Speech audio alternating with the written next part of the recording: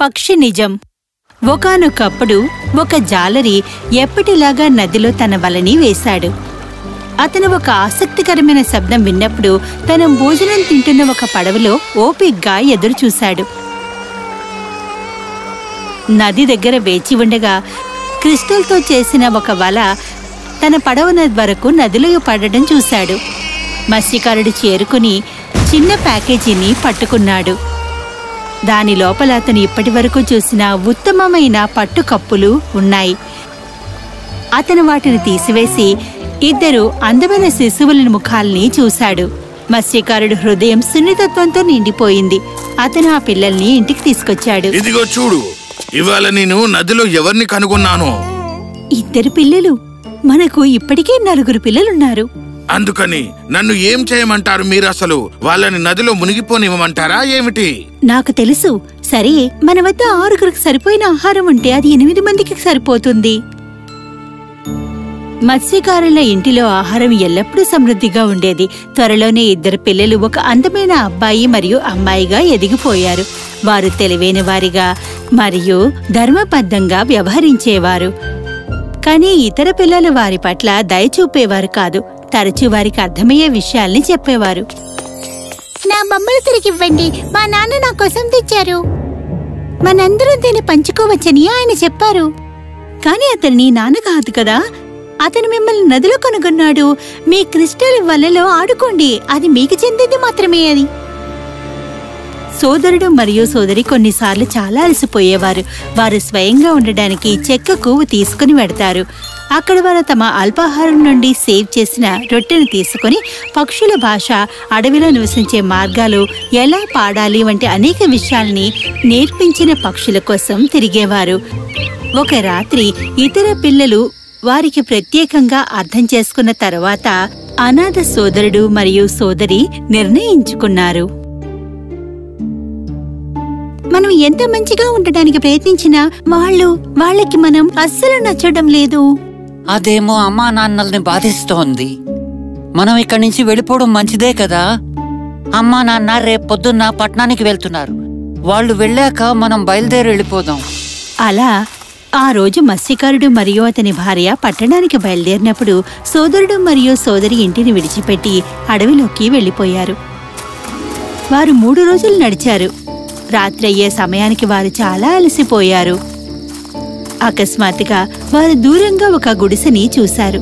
అక్కడ చూడు. మనం అక్కడికి వెళ్లి చూడాలనుకుంటున్నావా? మనకక్కడ ఆశ్రయం దొరకచ్చు. వారు ఆ గుడిసె వద్దకు వెళ్లి తలుపు కొట్టారు. చుట్టూ ఎవరూ కనిపించలేదు. ఇప్పుడు మనం ఏం చెయ్యాలి?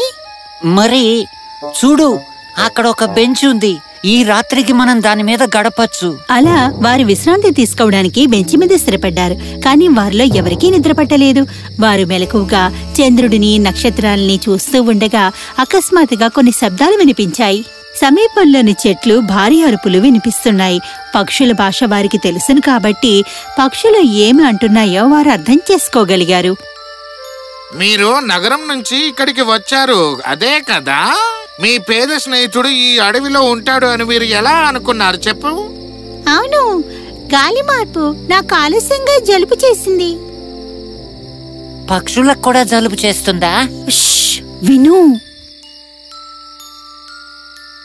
అయితే మరి నగరంలో ఏం తాజాగా జరుగుతుందో చెప్పండి. మామూలే. పాపం రాజు ఇప్పటికీ దయనీయంగానే ఉన్నాడు. ఏది అతనికి ఓదార్పుని, శాంతిని ఇస్తుంది. రాణి మరియు పిల్లలు వెళ్లిపోవడంతో అతనికి చాలా కష్టంగా ఉందేమో కదా? ఆమె వెళ్ళలేదు. ఆమెని ఒక టవర్లో బంధించారు. ఏం చెప్తున్నావు నువ్వు? అవును, నేను స్వయంగా చూడలేదు, కానీ ప్యాలెస్ గార్డెన్ లో నివసించే పాత కోకిలు నాకు తెలుసు. ఇంకా చెప్పు, నువ్వు విన్నదంతా మాకు చెప్పేసే. రాజు ప్రేమలో పడిన ఒక అందమైన స్త్రీని వివాహం చేసుకున్నాడని మీకు తెలుసు కదా? అవును, మాకు తెలుసు. మీరు చూస్తే కన్య ఆమె అందంగా ఉన్నంత తెలివైనది కూడాను. ఆ రాజు ఆమెను ఎంతో ప్రేమించాడు. కొంతమంది ప్యాలెస్ అధికారులు, మంత్రులు రాజును దోచుకున్నారని ఆమె తెలుసుకుంది. ఆమె వారిని బహిర్గతం చేయడానికి ప్రయత్నించింది. నిజంగానా? అవును, కానీ ఆ అవినీతి అధికారులకు దానిపైన గాలి వచ్చింది. రాజు యుద్ధానికి వెళ్ళవలసి వచ్చినప్పుడు వారు రాణిని బంధించారు. యువరాజు ఇంకా యువరాణి గారా? వారు కవలల్ని తీసుకుని ఒక క్రిస్టల్ ఊయల్లో ఉంచి నదిపై తేలుతూ పంపించారు. కోయిల స్వయంగా చూశానని నాతో చెప్పింది. ఆ క్షణం సోదరుడు మరియు సోదరి క్రిస్టల్ ఊయల గురించి విన్నప్పుడు వారు ఉంచిన ఊయల గురించి అనుకున్నారు. మత్స్యకారుడు అది నదిపై తేలుతున్నప్పుడు తెచ్చారని గుర్తుంది. వెళ్ళు, నీ క్రిస్టల్ ఊయల్లో ఆడుకో, అది మాత్రమే నీకు చెందిన వస్తువు.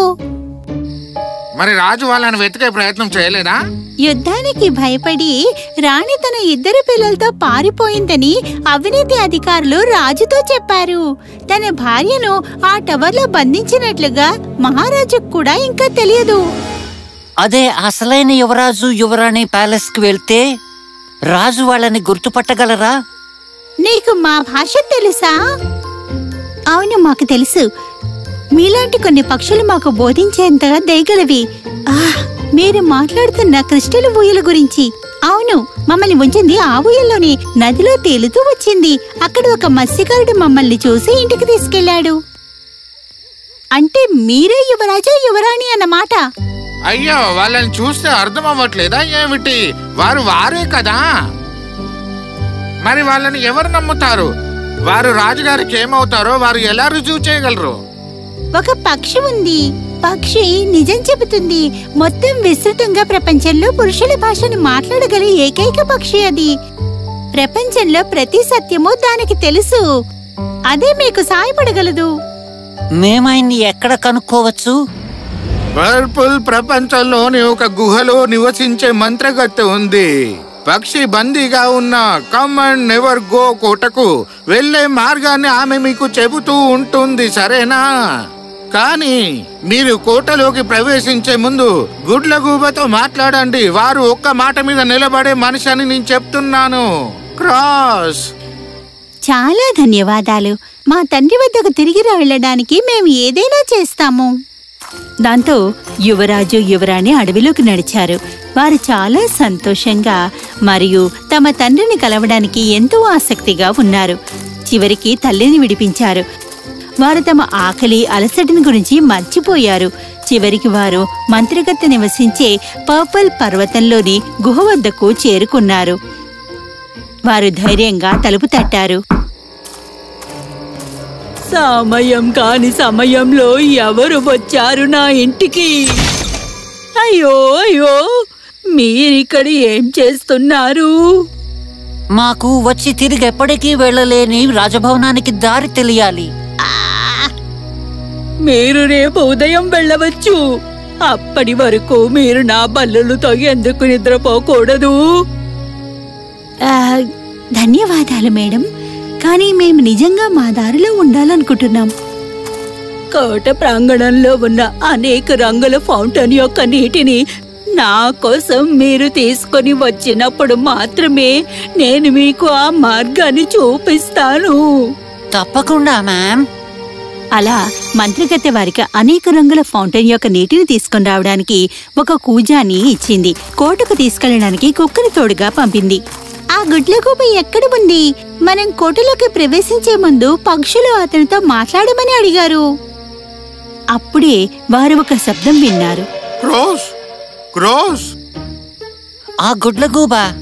మంచి గుడ్లగూబ, మేము కమాండ్ ఎవర్ గో కోటలోకి ప్రవేశించాలి. మేము లోపలికి వెళ్లే ముందు నీతో మాట్లాడమని చెప్పారు. మంత్రగత్తె మీకు మార్గం చూపించిందా? అవును. మరియు అనేక రంగుల ఫౌంటైన్ నుండి నీటిని తీసుకురావాలని ఆమె మిమ్మల్ని కోరిందా? అవును. అలా అస్సలు చెయ్యకు. అనేక రంగుల ఫౌంటైన్ పక్కన ప్రవహించే వసంత నుండి వచ్చే నీటితో బదులుగా మంత్రగత్తె కూజాను నింపండి, సరేనా? తర్వాత లోపలికి వెళ్ళండి. ఒక పక్షి పక్షం అన్ని రకాల పక్షులను కలిగి ఉంటుంది. నీటిలో ప్రతి ఒక్కటి అది బర్డ్ ఆఫ్ ట్రూత్ అని మీకు అరుస్తూ ఉంటుంది. కానీ నిజమైన బర్డ్ ఆఫ్ ట్రూత్ మూలలో ఉంటుంది. ఆ సిల్వర్ పావురం. మంత్రగత్తె ఆదేశానుసారం ప్రతి సాయంత్రం ఒక దిగ్గజం ఇక్కడకు రావడంతో ఇవన్నీ వేగంగా చేయాలి. ధన్యవాదాలు గుడ్లగూబ. కాబట్టి గుడ్లగూబ చెప్పినట్లుగా పిల్లలు అదే విధంగా చేశారు. మంత్రగత్తె ఇచ్చిన కూజాని వసంతం నుండి నీటి వరకు నింపారు. పక్షులు కేకలు వేసే పక్షిశాలలోకి వెళ్లారు. నేనే నిజమైన బర్డ్ ఆఫ్ ట్రూత్. నువ్వు తప్పు చెప్తున్నావు. నేనే బర్డ్ ఆఫ్ ట్రూత్ ని. లేదు, నేనే అసలైంది. కాదు, నేను.